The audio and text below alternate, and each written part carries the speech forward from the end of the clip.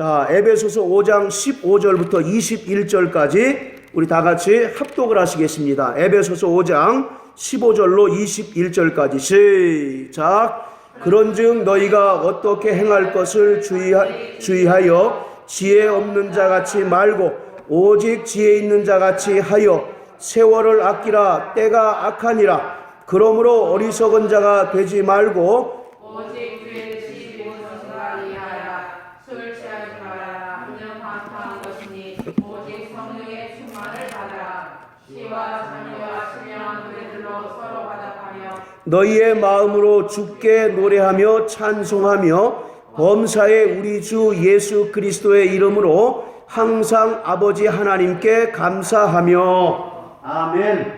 자, 우리 18절부터 21절까지 다시 한번 읽습니다. 18절부터 21절까지. 자, 시작. 술 취하지 말라. 이는 방탕한 것이니 오직 성령의 충만을 받으라. 시와 찬미와 신령한 노래들로 서로 화답하며 너희의 마음으로 주께 노래하며 찬송하며 범사의 우리 주 예수 그리스도의 이름으로 항상 아버지 하나님께 감사하며 그리스도를 경유함으로 피차 복종하라. 아멘.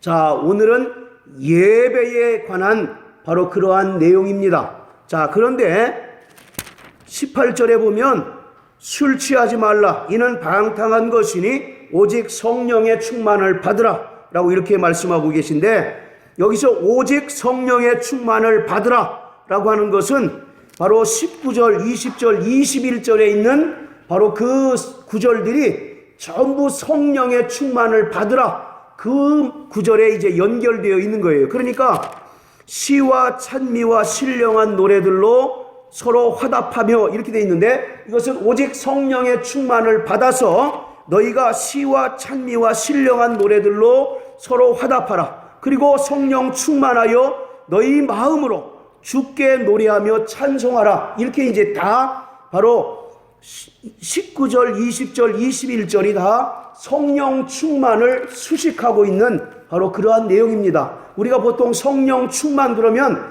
고린도전서는 굉장히 은사를 강조해서 기록하고 있는 것이 바로 이 고린도전서입니다. 그래서 고린도전서 12장에 보면 성령의 그 9가지 은사에 대해서 기록하고 있죠. 그런데 바로 오늘 이 에베소서에서 이야기하는 성령의 충만함은 어떤 은사적인 차원이 아니라, 밖으로 드러나는 은사적인 차원을 이야기하는 것이 아니라, 성령 충만한 자는 예배 성공하는 자다라고 이렇게 얘기합니다. 막 두서없이 그냥 말씀을 초월하고 또는 신비주의 이제 그 어떤 색채를 띄어서 무분별한 그런 신앙생활, 그런 예배가 아니라 성령 충만함으로 말미암아 더 질서 있게 하나님께서 기뻐하시는 바로 그러한 예배를 드릴 것을 오늘 사도 바울은 에베소 교회를 향해서 말씀하고 있는 것입니다. 그 이면에는 어떤 일이 있느냐면 바로 이 고린도 교회도 그렇고 이 에베소 교회도 그렇고 당시 초대교회 때도 여러분들 지금이야 우리가 예배 순서가 있죠. 사회자가 기도하고 주기도문하고 또 이제 우리가 찬송하고 또 설교 듣는 이런 이제 순서가 있지만, 초대교회 때는 순서가 있었겠습니까? 없었겠습니까? 네, 초대교회 때는 뚜렷한 예배의 순서가 없었어요. 그래서 다 같이 이제 그 찬송하고 또 이제 사도가 나와서 계시의 말씀을 전해줍니다. 그러면 그 다음부터는 이제 방언으로 기도하고 또 한쪽에서는 방언들 통역하고 또 한쪽에서는 예언하고 막 이런 일들이 어떻게 보면 두서없이 막 이루어지는 거예요. 그러니까 한번 생각해 보세요. 그것이 질서가 없이 이루어진다면 그것이 하나님께서 기뻐하시는 예배가 되겠느냐고요. 그래서 고린도전서 14장에 뭐라고 얘기하느냐면 하나님은 어지러움의 하나님이 아니라 화평의 하나님이시다라고 이렇게 이야기하고 있는 거예요. 특히 당시에 그 이방인들로서 그리스도인이 된 사람들은 뭔가 그들에게 있어서 보편적인 현상은 황홀경에 빠지는, 무아지경에 빠지는 그런 경우가 굉장히 많습니다. 그들이 전심으로 방언으로 기도하고 막 성령으로 이제 충만해서 기도할 때 무아지경에 빠져요.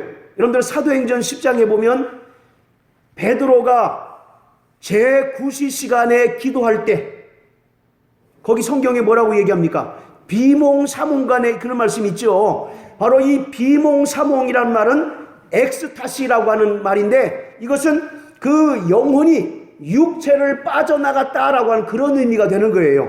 그래서 오늘날 이 말씀을 근거로 해서 사람들이 입신을 이제 주장하기도 합니다. 그런데 그 입신이라고 하는 것이 어떤 그 용어만 다를 뿐이지 오늘날만 이제 그 있었던 것이 아니라 그 초대교회 때도 특히 이방인들에게 그런 경향이 많이 나타납니다. 그래서 이 사람들이 막 무아지경에 빠져서 막 이제 자기 혼자 기도하고 자기 혼자 막 전혀 이제 그 예배 드리는 사람하고 상관없이 자기 혼자 막 지절거리고 속살거리는 그런 모습이 막 나타나요. 그러면 그게 온전한 예배가 되겠느냐고요. 그래서 오늘 사도 바울이 말하기를 오직 성령의 충만함을 받고 서로 예배 가운데 시와 찬미로 또 찬송시로 교제하고 또 너희가 성령 충만하여서 하나님을 경외하고 하나님께 감사하고 하나님께 예배 드릴 것을 바로 말씀하고 있는 것입니다. 오늘 우리 신앙생활 가운데 가장 중요한 것이 예배인 것이죠. 늘 말씀드리지만 우리가 다른 것을 아무리 잘한다 할지라도 예배를 경홀히 여긴다면 그것은 온전한 예배가 될 수가, 온전한 신앙생활이 될 수가 없는 것이고, 또 히브리서 10장의 말씀과 같이 모이기를 패하는 자들의 어떠한 습관같이 하지 말고 그날이 가까움을 볼수록 더욱 힘써 모여라. 그러나 너희가 진리의 지식을 받은 후 바로 정말 모임을 패하면 그것은 성령을 회방하는 것이다 라고 이렇게 성경은 말씀하고 있습니다. 오늘 이와 같이 우리 신앙생활 가운데서 가장 중요한 것이 바로 예배예요. 이 예배가 잘못되면 그 신앙은 온전한 신앙이 될 수가 없는 것입니다. 바로 우리 기독교라고 하는 것은 예배하는 종교입니다. 이 예배라고 하는 것은 하나님의 계시에 기초하며 참 예배의 핵심은 예수 그리스도 안에서 구원의 하나님을 알고 그가 우리에게 베풀어 주신 그 은혜와 사랑에 대하여 감사와 확신으로 응답하는 것이 바로 우리의 예배인 것입니다. 구약 성경에서 예배의 기원은 바로 에덴 동산을 꼽고 있습니다. 여러분들 그 아담이 예배를 드렸을까요? 안 드렸을까요? 우리처럼 이렇게 예배를 드렸을까요? 안 드렸을까요? 지금 우리와 같은 형태의 예배는 아니었겠죠. 그러나 바로 그 삶 자체가 바로 예배였다라고 하는 것을 우리가 알 수가 있어요. 이와 같이 성경에서 또 구약에서 예배의 바로 기원은 이 에덴 동산입니다. 그리고 에덴 동산은 하나님과 신령한 사귐을 갖고 또 하나님과 신령한 영적 교제를 나누는 또 하나님을 섬기는 최초의 성전이 바로 이 에덴 동산이에요. 그리고 아담은 이 최초의 성전인 에덴 동산에서 하나님을 섬기는 바로 최초의 제사장입니다. 자, 우리 한번 창세기 2장 15절을 다 같이 한번 보시겠습니다. 자, 창세기 2장 15절.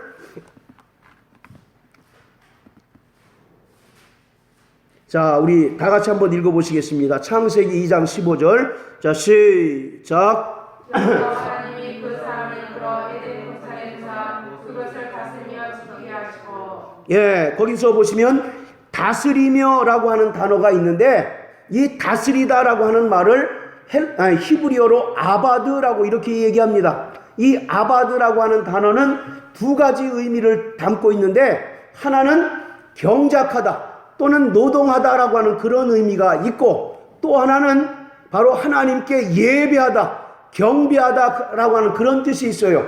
그러니까 바로 이 아담이 범죄하기 전에는 그가 우리와 같이 어떤 그런 예배 순서가 없다 할지라도 그의 행하는 모든 삶 자체가 바로 뭐였다는 겁니까? 바로 예배였다라고 하는 것을 알 수가 있어요. 그래서 그가 에덴 동산에서 경작하고 또 에덴 동산을 다스리고 하는 그런 모든 일련의 행위가 다 하나님께 바로 예배드리는 그러한 모습, 참 예배자의 모습을 띠고 있었다라고 하는 것을 우리가 알 수가 있어요.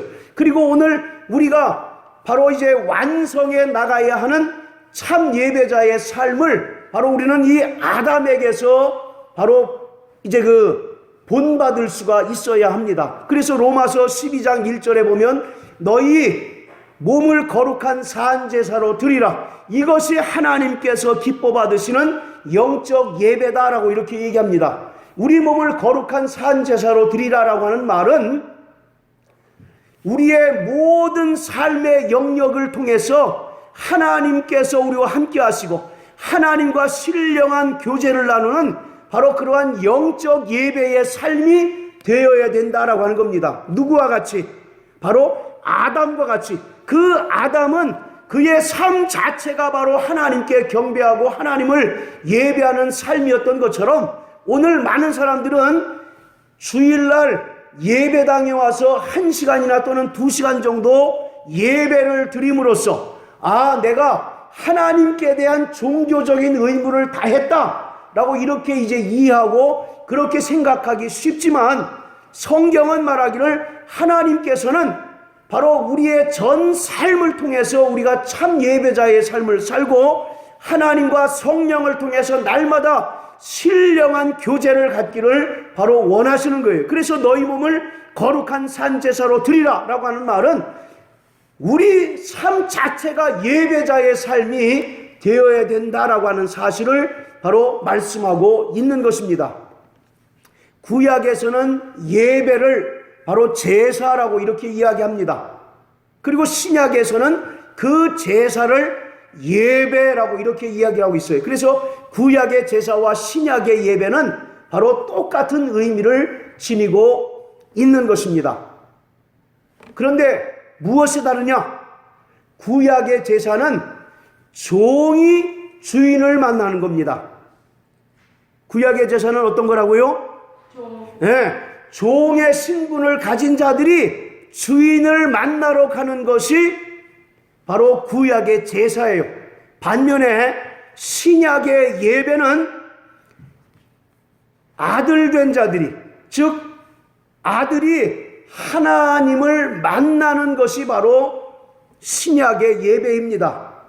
그래서 구약의 제사는 주종 간의 만남이에요. 주인과 종의 만남이 바로 구약의 예배이지만 신약의 예배는 부자 간의 바로 그러한 만남인 것입니다.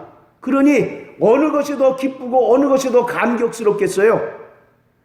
부자 간의 그 만남이 훨씬 더 감격스럽고 훨씬 더 기쁨이 바로 충만할 것입니다.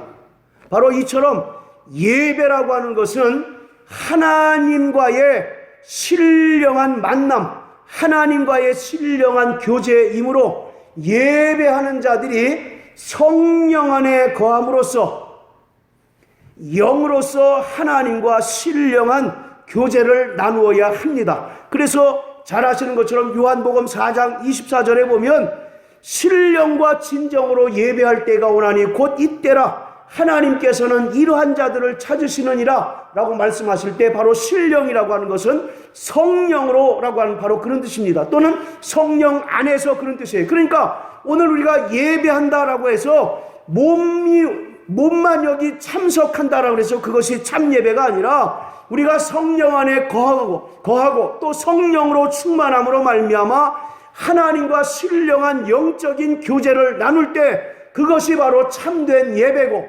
하나님께서는 그렇게 예배하는 자들을 찾으시고 또 그러한 자들의 예배를 바로 기뻐 받으신다라고 하는 겁니다. 자, 이런 면에서 볼 때 우리 예배하는 자들이 성령의 충만함을 받을 때, 또 성령으로 충만할 때 비로소 그 예배를 통해서 하나님께 영광 돌릴 수 있게 되는 것입니다.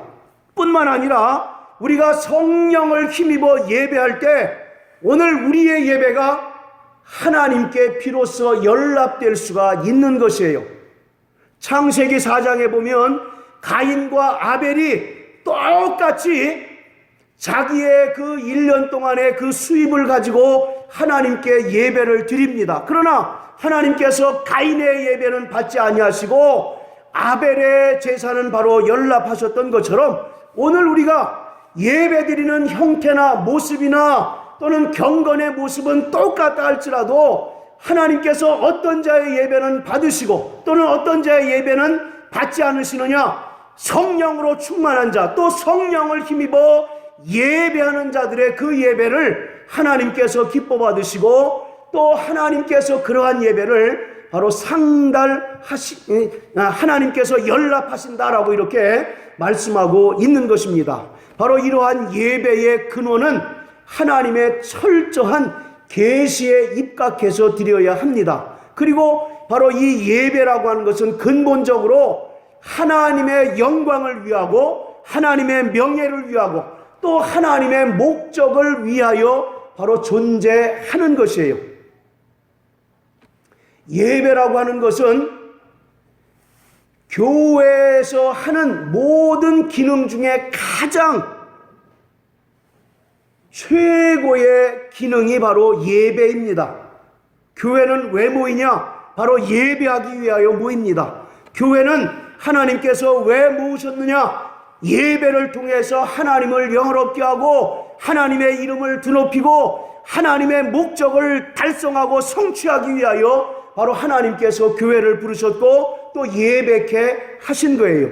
또 오늘 그리고 우리의 신앙생활 가운데 가장 중요한 활동이 바로 예배입니다. 그러기에 오늘 우리는 마음을 다하고 뜻을 다하고 성품을 다하여 하나님께 우리의 예배를 상달시켜야 하는 것입니다. 1년 52주가 있는데 여러분들 한번 냉정하게 돌아보세요. 1년 52주 가운데 52번의 주일 예배 가운데 내가 과연 몇 번이나 예배 성공한 것 같은가? 자, 52번 다 성공하셨다라고 생각하신 분 한번 손 들어보세요. 아, 우리 고대성 형제만 발로 드셨어요. 자, 정말 우리가 굉장히 송구스럽고 또 면목 없죠. 이렇게 질문하게 되면. 왜냐하면 우리가 정말 당연히 그리스도인으로서 주일날 나와서 예배하는데 그 예배가 하나님께 상달되고 또 하나님께서 받으시는 참된 예배였는가라고 생각할 때 우리가 의문부호를 이제 찍지 않을 수밖에 없다라고 하는 겁니다. 왜냐하면 우리가 성령으로 예배하지 않기 때문에 그렇습니다. 육체는 여기 왔다 할지라도 여전히 바로 마음과 생각은 세상으로 향하고 물질을 향하여 바로 정말 향하였다면 아무리 그가 정말 찬양을 하고 기도하고 또 경건의 모양은 있을지라도 그 예배는 하나님과 전혀 상관없는 바로 그러한 예배가 될 수밖에 없다라고 하는 거예요. 그러나 반대로 성령이 역사하시고 또 성령께서 바로 임재하시는 예배는 오늘 우리 영혼에 참 평안과 기쁨이 충만하게 됩니다. 할렐루야. 우리가 내가 예배를 성공했다 안 했다를 뭘로 알 수 있느냐면 내 안에 평안이 있는가 또 내 안에 기쁨이 있는가를 보시면 알 수가 있어요. 예배를 드리고 나서 내가 정말 하늘에 평안이 넘치고 또 내가 정말 하나님께 예배를 드렸다는 기쁨이 넘치면 그 사람은 예배에 성공한 것입니다. 그러나 여전히 하나님께 예배했음에도 불구하고 세상 근심으로 가득하고 또는 여전히 내 안에 기쁨이 넘치지 않을 때 그 사람은 예배를 온전히 드리지 못한 것입니다. 예배는 더 이상 우리가 종교의식으로 생각할 것이 아니라 거룩한 축제로 생각해야 됩니다. 자, 저를 따라하세요. 예배는 거룩한 축제다. 예, 오늘 근데 많은 사람들이 예배를 의식으로 생각해요. 종교의식으로. 기독교는 이러한 패턴으로, 이러한 형태로 예배를 드려야 되기 때문에 내가 기독교인이 된 이상 이 예배 순서에 따라서 예배하는 것이 마땅하다, 이렇게 생각합니다. 그래서 정말 자꾸 종교의식에 참여하고 하나님께 대하여 종교 의무를 다했다라고 이렇게 사람들이 생각하기 쉬워요. 그러나 바로 예배는 거룩한 축제여야 합니다. 우리의 예배를 받으시는 하나님께서도 영광 받으시고 또 기쁘실 뿐만 아니라 예배를 드린 우리 모든 성도들도 정말 그 심령 안에 평안이 있고 또 기쁨이 충만할 때 그 예배가 온전한 예배고 그 예배가 정말 신령한 예배가 될 수가 있는 것이에요. 여러분들 요한복음 4장 우리 24절 다 같이 한번 보시겠습니다. 자, 요한복음 4장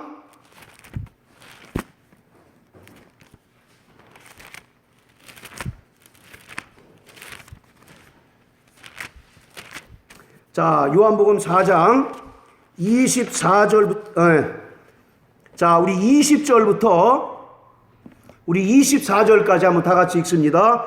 요한복음 4장 20절부터 24절까지 시작.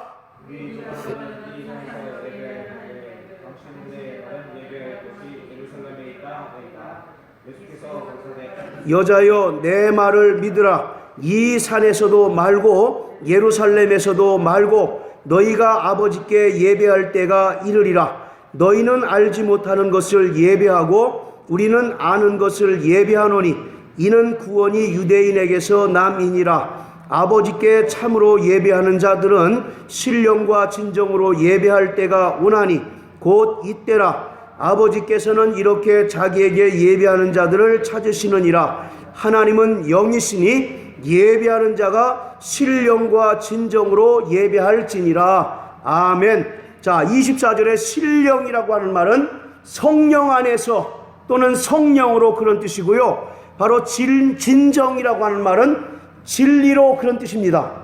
자, 그런데 오늘 지금 이 요한복음 4장에 보면 예수님하고 사마리아 여자가 예배를 이제 그 주제로 해서 서로 대화를 나눕니다. 본래 이 사마리아 사람도 같은 이스라엘 사람들이었습니다. 그런데 이스라엘이 그 솔로몬 때에 이제 그 성전을 짓고 나서 재정적으로 상당히 이제 어려움을 겪습니다. 그리고 나서 이제 솔로몬이 죽고 솔로몬의 아들 르호보암이라고 하는 사람이 왕이 됐을 때 유다 지파와 베냐민 지파를 제외한 10지파가 반란을 일으킵니다. 그래서 우리는 더 이상 너희들과 같이 하지 않겠다라고 해서 이 10지파가 그 반란을 일으켜서 그 북쪽으로 올라가요. 그래서 사마리아라고 하는 곳에 수도를 정하고 그 이름을 북이스라엘로 이제 그 정합니다. 그리고 남쪽은 유다 지파와 베냐민 이 두 개 지파만 바로 남아서 남유다라고 하는 그러한 나라를 세워요. 그런데 지금 북쪽으로 올라간 그 이스라엘 사람들이 사마리아의 그리심산이라고 하는 곳에 이제 그 제단을 쌓습니다. 그러면서 그들이 그곳에서 하나님께 이제 그 제사를 드리면서 뭐라고 얘기하느냐면 하나님은 무소부지하신 하나님인데 꼭 우리가 예루살렘에 가야만 하나님께 예배하는 것이냐? 이곳에서도 하나님께 얼마든지 예배드리고 이곳에서도 하나님 이제 드리는 예배를 하나님께서 받으신다라고 이렇게 이야기하는 겁니다. 반대로 이 남쪽에 있는 그 두 개 지파 유다와 베냐민 지파는 무엇이냐면 아니다. 하나님께서는 오직 예루살렘 그리고 성전에서 예배할 때 하나님께서 기뻐 받으신다라고 이렇게 이야기하고 있는 거예요. 그러니까 이 사마리아 사람하고 유다 사람하고는 예배에 대하여 이렇게 이제 그 생각이 분명히 달랐습니다. 그래서 예수님께서 신령과 진정으로 예배해야 그것이 진짜 참 예배다라고 이렇게 말씀하신 것은 이 북쪽에 있는 사마리아 사람들의 예배는 어떤 예배냐면 진리가 없는 신령한 예배인 겁니다. 그러니까 진리가 없는 신령한 예배, 즉 그들은 하나님께서는 분명히 구약을 통해서 어디서 예배하라고 명하셨습니까? 예루살렘 성전에 와서 예배하라고 명하셨죠. 그런데 그들은 하나님은 무소부지하신데 굳이 우리가 예루살렘에 갈 필요가 없다라고 생각해서 사마리아에 있는 그리심산이라고 하는 곳에 이제 제단을 쌓고 그곳에서 예배를 드리죠. 그래서 그들의 예배는 진리가 빠진 성령으로 드리는 예배예요. 이것은 극단적으로 가면 인간의 감정에 치우친 예배가 될 수가 있습니다. 그리고 더 나가게 되면 미신적인 바로 그러한 예배가 되는 거예요. 그래서 바로 하나님께서 이 사마리아를 아수르를 통해서 멸망시키는데 왜 멸망시켰느냐면 이 사마리아 그리심산이라고 하는 곳이 바로 우상의 온상지였기 때문에 하나님께서 더 이상 이제 그 사마리아를 두고 볼 수 없어서 아수르에 의하여 완전히 멸망시켜버려요. 그들은 바로 진리를 떠납니다. 하나님의 말씀을 떠나서 자기 마음에 드는 대로 자기 생각대로 하나님께 예배를 드려요. 그래서 바로 하나님께 영광을 드리기보다는 인간의 어떤 감정을 기쁘게 하고 또 인간의 감정을 만족시키는 그런 형태로 예배를 드리다 보니까 그것이 더 지나게 되니까 마치 요즘으로 따지면 굿하는 것과 같은 그런 형태의 예배가 돼버리고 말아요. 샤머니즘적인 미신적인 예배가 돼버리고 말아요. 그러니까 바로 하나님 대신에 이방에 있는 우상들을 잔뜩 그 그리심산에 모아놓고 이것이 우리를 구원하는 하나님이다라고 생각해서 그들에게 제사를 드리고 그들에게 예배를 하는 겁니다. 그래서 하나님께서는 신령한 것뿐만 아니라 진리도 있어야 된다라고 이렇게 이야기합니다. 반대로 이 남유다의 예배는 어떤 예배냐면 진리는 있는데 뭐가 빠진 예배입니까? 성령이 빠진 예배예요. 그러니까 이것은 하나의 의식이 되어버리고 마는 겁니다. 그냥 하나의 붕어빵 틀 속에 반죽을 넣고 구우면 그 안에 뭐가 나옵니까? 붕어 모양이 나오죠. 이와 같이 이 성령이 빠진 진리의 예배는 하나의 의식으로 흐르게 되는 거예요. 외식이 되어버리고 마는 겁니다. 그리고 하나의 틀 속에 딱 갇혀져 있어서 그 안에 자유가 없는 거예요. 그러니까 계속 그것은 바로 복음을 전하는데도 복음을 전해야만 하는데도 바로 복음 대신에 율법을 전할 수밖에 없고 또 사랑과 은혜를 바로 전해야 함에도 불구하고 자꾸 비난과 또는 이제 정죄하는 그러한 말씀이 이제 선포될 수밖에 없는 거예요. 그러니까 당연히 이 남유다의 예배는 틀 속에 갇혀진 예배, 그리고 어떤 종교 의식에 충실한 그런 예배로 흐르게 되는 겁니다. 그러니 그 안에 감사가 있겠습니까? 없겠습니까? 감사가 없어요. 그 안에 바로 기쁨이 있지를 못해요. 그래서 말라기서에 보면 바로 외식함으로 예배하는 제사장들을 하나님께서 이제 책망하시는 것처럼 이 남유다의 예배는 철저하게 외식화된 예배, 형식화된 예배로 흐를 수밖에 없는 거예요. 그래서 예수님께서 바로 예배는 반드시 성령으로 드려야 할 뿐만 아니라 진리에 바로선 진리에 입각한 예배래야 하나님께서 온전한 예배로 받으신다라고 이렇게 이야기하고 있는 것입니다. 하나님의 바로 정말 그 말씀에 기초하고 또 하나님의 말씀에 입각했을 뿐만 아니라 또 우리가 하나님께로부터 예배할 때 성령 충만하고 또 우리가 성령 안에 거함으로 말미암아 하나님과의 신령한 교제가 있는 예배가 바로 참 예배요. 또 하나님께서는 그러한 예배를 기뻐하신다라고 이렇게 성경은 분명히 말씀하고 있는 것이에요. 그래서 오늘 우리는 성령과 진리가 조화를 이루는 예배, 또 정말 성령 충만함과 또 진리에 입각한 예배를 드릴 때 하나님께서 우리의 예배를 기뻐 받으시고 또 우리의 예배를 통해서 하나님께서 영광 받으실 뿐만 아니라 예배하는 모든 자들에게 하나님의 평안과 하나님의 기쁨이 넘치게 되는 것입니다. 그리고 예배할 때 병이 떠나가게 되고 또 예배할 때 우리를 괴롭히는 모든 악령들이 바로 정말 다 떠나가게 되는 놀라운 경험들이 체험할 수 있게 되는 것이에요. 이것이 바로 실제적인 바로 그러한 예배인 것입니다. 오늘 많은 사람들은 아까도 말씀드렸던 것처럼 예배 그러면 자꾸 종교적인 의식에 참여하는 것을 먼저 생각해요. 우리 김설자 집사님 하나님 나라 가실 거죠? 예. 자, 그 영원한 하나님의 나라에 가서 우리가 그 영원한 시간에 무엇을 하며 살겠습니까? 이 육체의 몸이 아니라 이 바로 신령한 몸으로 변화받아서 이제 우리가 가게 될 터인데 그 영원한 하나님의 나라에서 뭐 하며 살 것 같습니까?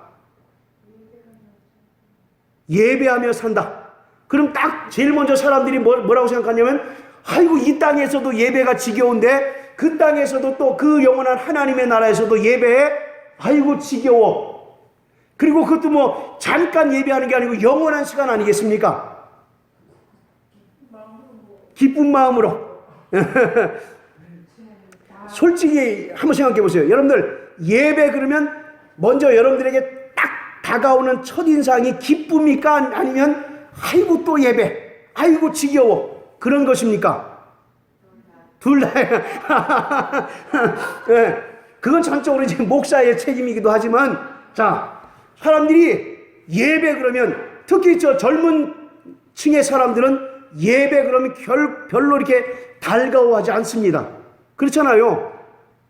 그런데 그 영원한 하나님 나라 가서 예배 드리는 삶을 계속 산다. 그러면 천국에 대한 이미지가 반감하는 게 사실 아니겠습니까?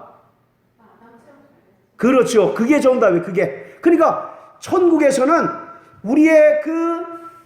우리가 가장 기뻐하는 일들을 할 겁니다. 그리고 그 기뻐하는 일 자체가 하나님께 예배자의 삶으로 드려지는 거예요.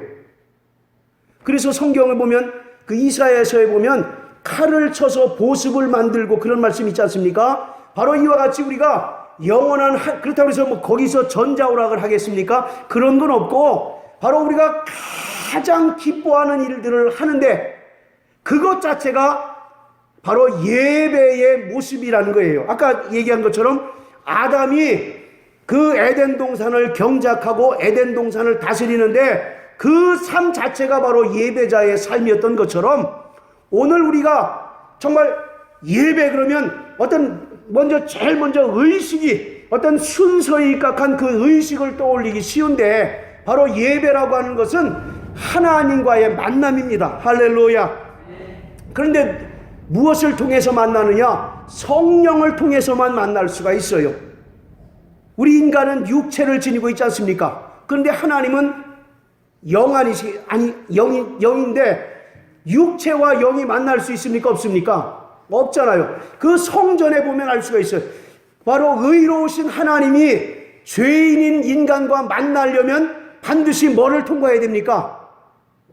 예수의 피를 통과해야 되잖아요. 예수의 피로 정결케 되고 새롭게 변화를 받아야 비로소 그 지성소에서 하나님께서 만나주시는 것처럼 육체를 가진 인간이 육체의 정욕과 죄성을 가진 인간이 하나님을 만나면 반드시 죽임을 당할 수밖에 없는 거예요. 그래서 오늘 우리가 성령으로 말미암아 신령하고 거룩한 모습으로 변화되어야 하나님과 온전히 만날 수가 있는 것입니다. 그래서 반드시 예배는 성령 충만하고 또 우리가 성령 안에 거하고 성령을 힘입어 드릴 때 하나님께 우리의 예배를 상달시킬 수 있고 하나님께서는 우리의 예배를 연락하시게 되는 것입니다. 사랑하는 성도 여러분, 날마다 성령 충만함으로 오늘 여러분들의 삶이 하나님께서 기뻐하시는 예배자의 삶이 되시기를 주의 이름으로 축원합니다.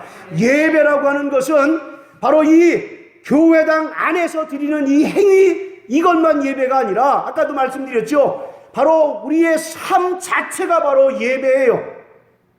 우리가 직장에서 일할 때도, 또는 학교에서 근무할 때도, 학교에서 공부할 때도, 또 이제 정말 군대에서 빡빡 이제 훈련받는 그 유격 훈련 가운데서도 하나님께서 나와 함께 하시는 것이 바로 참 예배인 것입니다.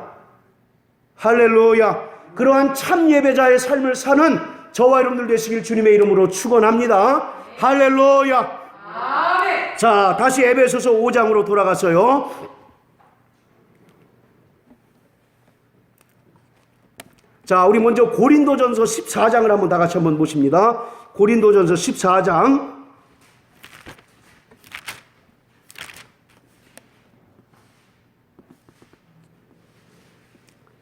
자, 우리 26절부터 33절까지 우리 김영미 집사님 한번 읽어주십시오.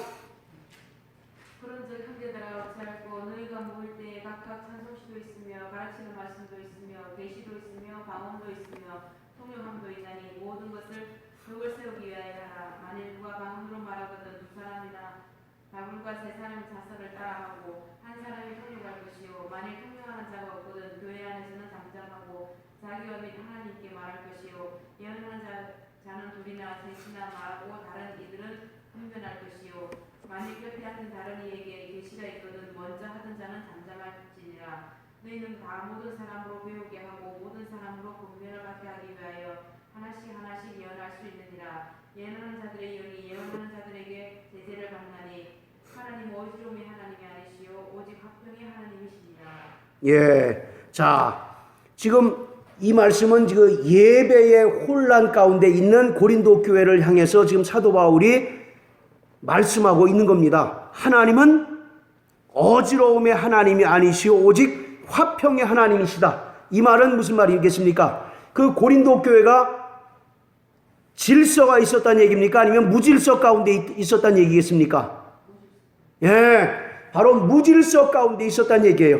근데 바로 어떤 것으로 인하여 무질서가 있었느냐면 그 은사를 활용하는 면에 있어서, 예배 가운데 그 은사를 활용하는 면에 있어서 몹시 무질서했다라고 하는 겁니다. 그리고 이것은 비단 고린도 교회만 해당되는 것이 아니라 오늘 우리가 본문으로 읽었던 에베소 교회, 또 기타 여러 가지 초대 교회들도 작든 크든지 간에 전부 다 이런 문제들을 가지고 있었던 거예요. 그래서 사도 바울이 바로 예배에 대하여 가르칠 필요성이 있다라고 하는 것을 인식하고, 또 이 편지를 통해서 고린도 교회나 에베소 교회를 향해서 정말 온전한 예배는 바로 성령 안에서 드리는 예배가 온전한 예배고, 그러한 예배를 하나님께서 기뻐하신다라고 이렇게 이야기하고 있는 겁니다. 자, 아까도 말씀드렸던 것처럼 그 초대교회 때의 예배는 순서가 없어요. 순서가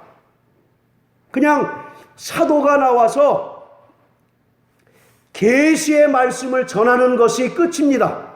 그리고 찬송시와 또는 계시와 방언과 통역과 예언, 그리고 또 영분별이 계속 이 한 공간에서 막 이루어지는 거예요. 그리고 초대교회는 오전에 모여서 예배가 언제 끝납니까?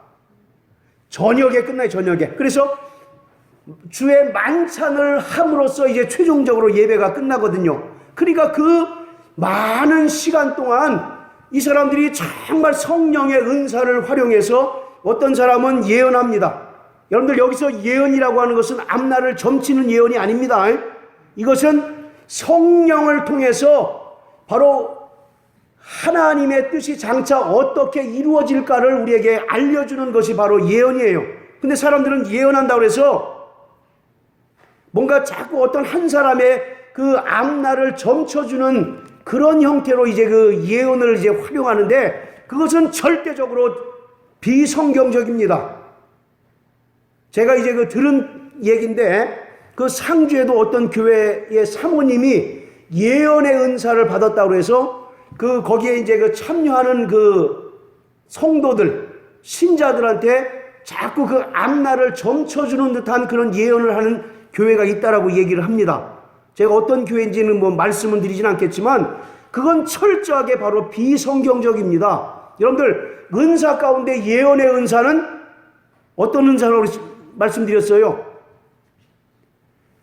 하나님의 일들이 어떻게 진행되어질까를 바로 우리에게 알고 그것을 증거하는 것이 예언의 은사입니다. 요한복음 16장 13절에 보면 성령이 너희에게 임하시면 너희에게 장래일을 가르쳐 주시리라 말씀하지 않습니까? 그 장래가 우리 개인의 장래겠어요? 하나님의 뜻이 어떻게 이루어지는가를 알려주는 거겠습니까? 예. 아, 너는 어떤 사업을 해야 잘 되고 또는 너는 어떤 학교에 들어가야 합격한다. 그런 거는 전부 잘못된 거예요. 그러니까 사람들은 마치 정말 하나님을, 성령을 점쟁이로 취급하는 경우가 대단히 많습니다. 그래서 여기서 이야기하는 예언이라고 하는 것은 바로 주님의 재림을 이야기하는 거예요. 그리고 또 재림 이전에 일어날 일들에 대해서 바로 불특정 다수에게 선포하고 전하는 것이 바로 그 예언입니다. 예언. 그리고 또 예배 가운데 방언이 있고 방언 통역이 있어요. 그러니 한번 생각해 보세요. 정신이 있었겠습니까? 없었겠습니까? 사람들이. 이건 완전히 속된 말로 이게 무슨 뭐 남대문 시장 같지 않겠어요? 한쪽에서는 막 방언하고 한쪽에서는 막 방언 통역한다고 그러고 한쪽에서는 막 예언한다고 그러고 또 한쪽에서는 영분별한다고 한다면 그게 무슨 예배겠느냐고요. 지금 근데 고린도 교회가 그런 형태로 예배가 진행되어졌고 또 에베소 교회가 그런 형태로 예배가 진행되어졌다는 거예요. 그래서 이 사도 바울은 하나님은 어지러움의 하나님이 아니라 화평의 하나님이시다라고 이렇게 이야기합니다. 오늘 우리는 이 예배가 어떻게 보면 딱 형식화됨으로 인해서 성령이 그만큼 제한된 것은 사실인 것 같아요. 그 초대교회 때와 같이 강력한 성령의 역사가 예배 가운데 나타나지 않는 것은 그걸 자꾸 어떤 제도화 시켰고 바로 순서로 만들었기 때문에 성령의 역사가 나타나지 않는 것인지도 모릅니다. 그건 한 가지 폐단일 수 있는데 또 하나 바로 정말 우리가 이 예배 가운데 성령의 충만함을 받지 못하면 이 예배를 통해서 하나님을 만날 수 없다라는 거예요. 그냥 몸만 와서는 절대로 예배 성공이 이루어지지 않습니다. 성령 충만하고 또 내 안에 성령이 역사하실 때 비로소 우리가 하나님을 만나고 또 각양 신령한 은사가 우리들을 통해서 나타나는, 그래서 실제로 살아계신 하나님을 체험할 수가 있게 되는 것입니다. 사랑하는 성도 여러분, 예배 성공하시게 되길 주의 이름으로 축원합니다. 바로 성령의 임재 없이, 성령의 역사 없이는 우리가 결단코 예배 성공할 수 없다는 겁니다. 성령께서 나를 감동하시고 성령께서 나를 주장하지 않으실 때 정말 우리는 그 예배는 그냥 우리가 맹숭맹숭하게 종교의식에 참여했다라고 하는 그런 생각은 들지언정 내가 정말 하나님을 만나고 하나님을 체험했다라고 하는 그런 강력한 체험이 사라질 수 있다라고 하는 것을 우리가 알아야 됩니다. 우리가 예배 성공만 해도 신앙생활 정말 잘할 수 있어요. 우리가 예배만 온전히 성공해도 우리가 정말 이 믿음을 끝까지 지속할 수 있습니다. 그러나 오늘 많은 사람들이 믿음에서 떠나고 교회에서 떠나게 되는 이유는 그 예배가 그 떠나간 자들에게 강력한 체험을 주지 못하기 때문에 그렇습니다. 이것은 바로 우리 모두의 숙제인 것이에요. 할렐루야. 우리 모두가 정말 해결해야 될 바로 숙제라는 거예요. 그래서 여러분 정말 부득불 여러분들에게 부탁할 것은 예배를 위해서 정말 기도하게 되시길 바랍니다. 이 예배가 그냥 우리가 어떤 그런 이 주보에 나온 순서지에 입각해서 예배드리고 축도하고 끝나는, 그래서 밥 먹고 그래서 오늘 예배 성공했다라고 이렇게 허무하게 돌아가는 그런 예배가 아니라 오늘 이 예배를 통해서 살아계셔서 오늘 우리에게 은혜와 사랑을 베풀어 주시는 그 하나님을 만나는 강력한 만남의 체험이 있는 그러한 예배가 될 수 있도록 기도하시고 오라는 얘기입니다. 특히 우리 정말 다음 세대를 이어가는 믿음의 자녀들에게 더 그것이 간절히 요구되는 것입니다. 여러분들, 이 말세가 되면요, 교회는 딱 두 형태로 나뉘게 됩니다. 하나는 문화적인 교회가 있어요. 세상 문화가 정말 유입돼서 세상 문화를 통해서 마치 정말 이제 교회가 운영되는 그런 교회가 있습니다. 그래서 거기에서는 무슨 드라마도 연출하고, 또는 뭐 요새 이제 그 서울에 있는 그 대형 교회들 보면 패션쇼도 이제 그 교회 예배에서 이루어진다고 그러더라고요. 또 등등등등 세상 문화를 적극적으로 유입해서 그 불신자들을 유도하겠다라고 하는 그런 의도이지만, 분명히 거기에는 복음이 희석될 수밖에 없는 겁니다. 여러분들 생각해 보세요. 예배는 불신자들을 위해서 드리는 겁니까? 하나님을 위해서 드리는 겁니까? 예. 그런데 사람들이 자기 감정에 충실하고 자기 만족을 위해서 자꾸 세상 문화를 유입하다 보니까 어느덧 복음은 온데간데 없고 문화로 지배당하는 그런 교회가 될 수밖에 없는 거예요.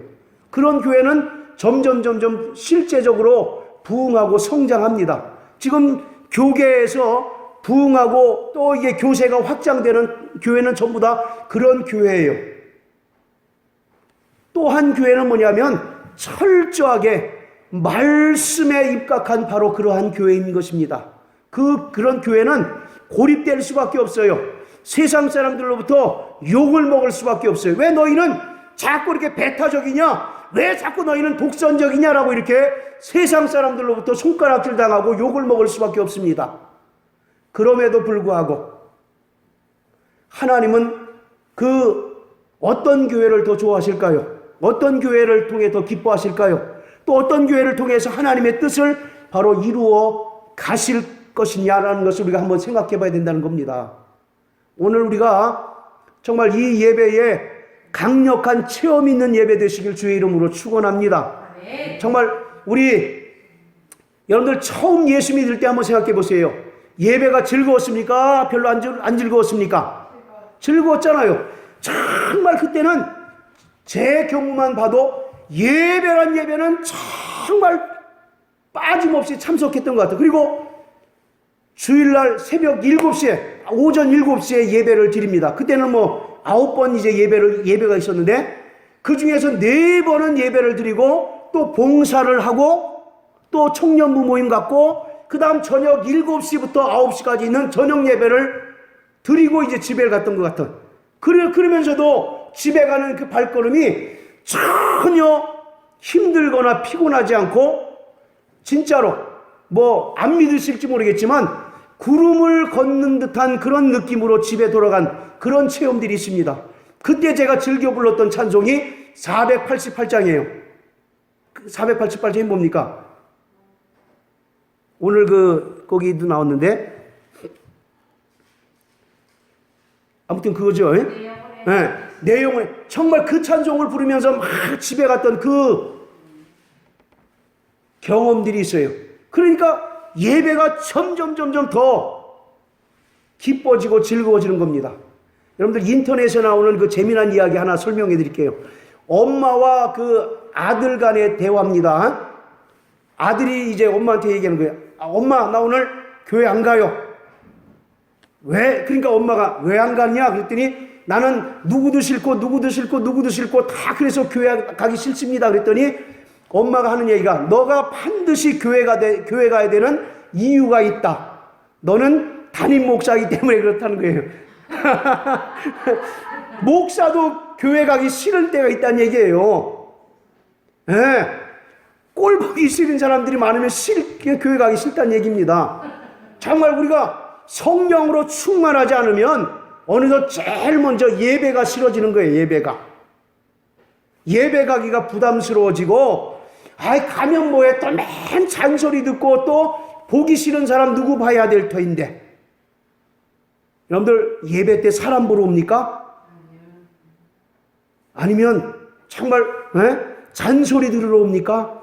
하나님 만나러 오는 거예요. 오늘날은 설교가 가장 예배의 핵심이라고 이제 우리가 생각하지만 설교가 예배의 핵심이 아니라 이 참여하는 것 자체가 하나님께 영광이고 하나님과의 신령한 만남이라고 하는 사실을 우리가 인식해야 되는 거예요. 그래서 오늘 정말 우리가 특별히 우리 반석, 다른 교회는 어떤지 모르겠지만 우리 반석교회는 정말 예배 성공하는 교회로 만듭시다. 할렐루야. 정말 이 하나님을 만나는 강력한 체험 있게 되시기를 주의 이름으로 축원합니다. 성령께서 강력하게 역사하시는 그 초대교회 때에 마가의 다락방에 120명의 사람들이 저녁 기도에 힘쓸 때 어떤 일이 벌어졌습니까? 급하고 강한 바람 같은 소리가 저희에게 들리고 불의 혀같이 갈라지는 것이 저희에게 보이더니 저희가 다 성령의 충만함을 받아서 방언을 말하기 시작했다라고 이렇게 얘기합니다. 오늘 성령이 그때만 역사하고 지금은 역사하지 않습니까? 서울에만 역사하고 지금 상주는 역사하지 않느냐고요. 성령은 무소부지하신 영이시기 때문에 사모하고 간절히 환영하는 자들에게 임하시고 역사하시고 또 우리에게 하나님을 만나는 강력한 체험을 주시는 영이신 것을 믿으시길 주의 이름으로 축원합니다. 어느덧 우리가 예배가 문화가 된 것이 아니라 예배가 체험이 된 자들 되시기를 주의 이름으로 축원합니다. 정말 그럴 때 우리 자녀가 변화되지 않겠느냐고요. 여러분들 우리 자녀가 이 험난한 세상에 우리가 없으면 그 사람들 믿음으로 살 수 있겠습니까? 없겠습니까? 지금 모습을 봐서는 우리 김 집사님 그렇게 살 수 있겠습니까? 없겠습니까? 힘들겠죠. 우린 다 힘들어. 그러니 정말 그들에게 뭐가 없기 때문에 그렇습니까? 하나님 만난 체험이 없기 때문에 그래요.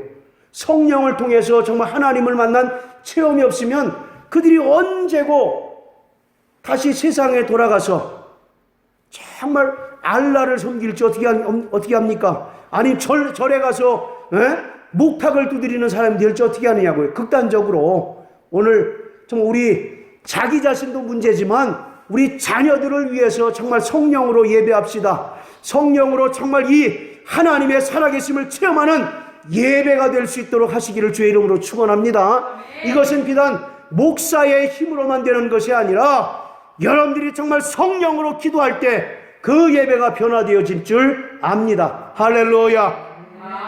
스가랴서 4장 6절에 보면 이는 힘으로도 되지 아니하고 능으로도 되지 아니하고 오직 주의 영으로 되느니라 말씀하셨던 것처럼 우리 어떤 그 노력으로 되는 것이 아니라 성령께서 강력하게 역사해 주실 때 우리의 삶이 변화되어지고 우리의 예배가 변화되어지고 또 우리의 정말 자녀들의 모습이 정말 신앙의 모습